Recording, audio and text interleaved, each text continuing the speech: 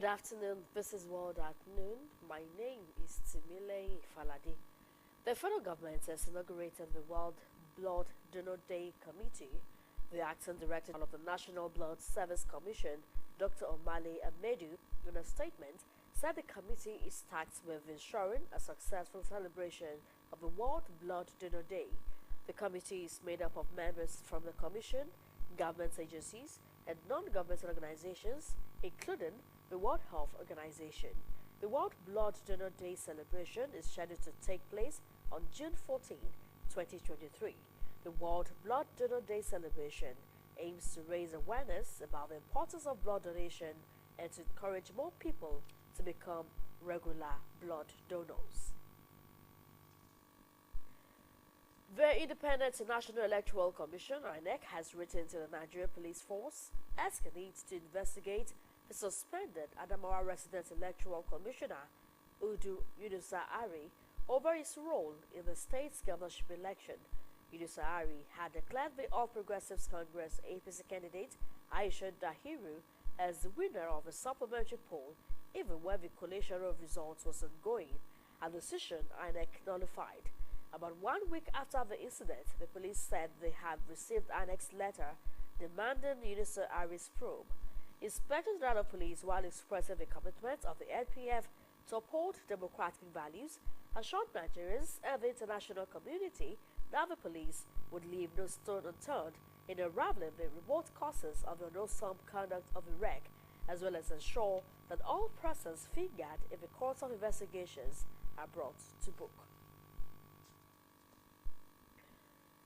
The federal government has concluded plans to evacuate Nigerians stranded in Sudan due to heavy fighting between two generals. According to Foreign Affairs Minister Geoffrey Onyama, Nigerians stranded in Sudan will be evacuated by road, noting that those stranded cannot be evacuated by air. He explained that the country's situation is particularly challenging because the numbers are so great. His comment comes as a statement from the Embassy of the Federal Republic of Nigeria at Khartoum, signed by the Charge d'Affaires GACO, advised students who make up about 80% of the stranded persons to stay indoors.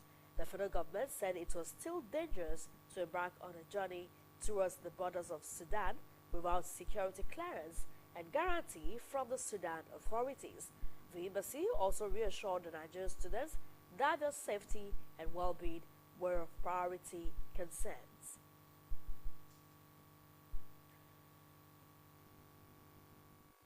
In the meantime, the Sudan capital, Khartoum, is the epicenter of armed conflict between the army and a violent paramilitary force known as the Rapid Support Force (RSPF).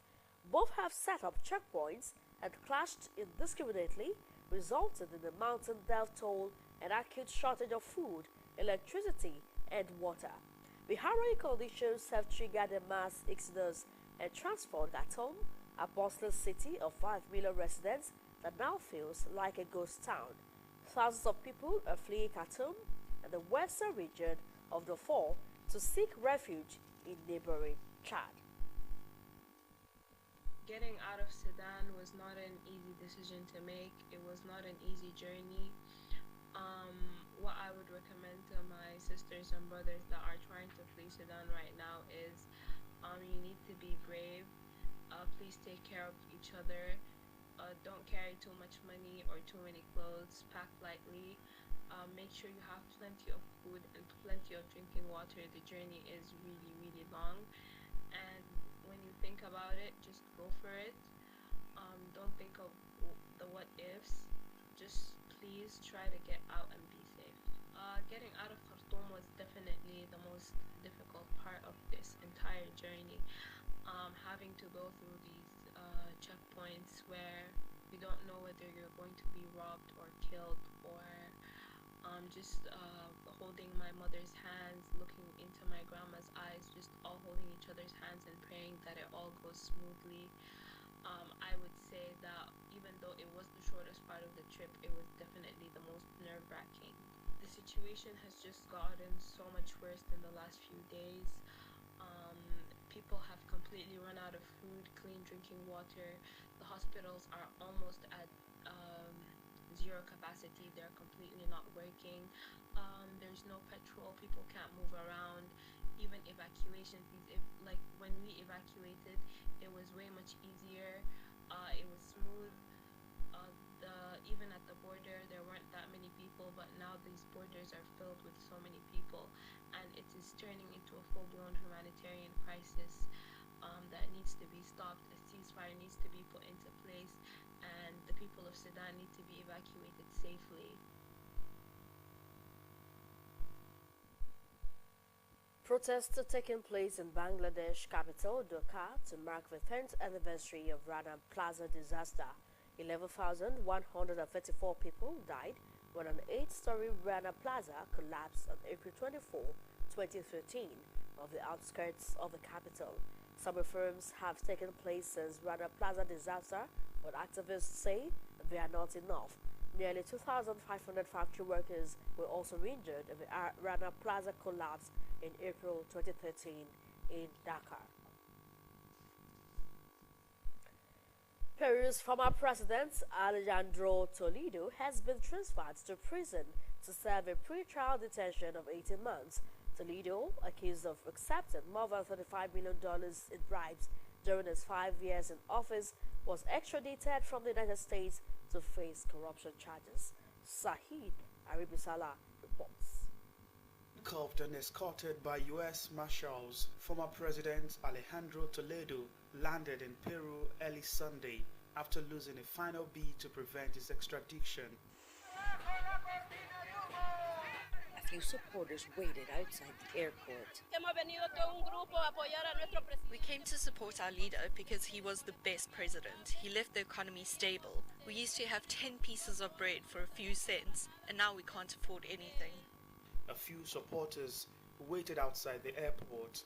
After a health checkup, the 77-year-old former leader met Peru's top prosecutor, Patricia Benavides. A team has been pursuing Toledo's extradition to face charges since 2017, then his first appearance in court. Soy un profesor universitario. I am an economics and international education professor at Stanford University, currently retired. Toledo was read his rights and charges, pollution and money laundering. He faces up to 20 years in prison. His brother, Pedro Toledo, says public opinion has already condemned him. Officials are giving statements as if he was already sentenced. A government minister has described President Toledo as a criminal.